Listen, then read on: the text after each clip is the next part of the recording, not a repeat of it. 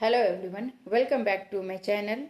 Today is day 1 of my 75 days English speaking challenge. I am very nervous, but I am also very excited. Let me tell you friends why I started this challenge.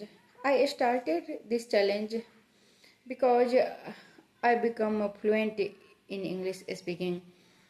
I am not confident when I speak English with others like strangers, even in my family members. Sometimes I feel nervous. This nervousness, you can notice that show on my face in my videos. And sometimes feel scared in front of the camera. Sometimes my mind goes blank, and sometimes I speak very fast. But now I want to improve.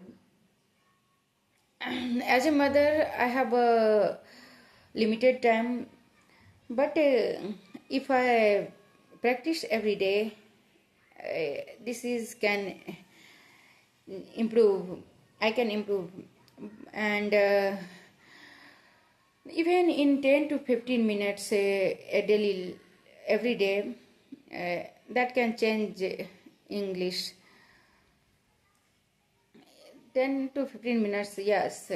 If I practice every day, that is change my English.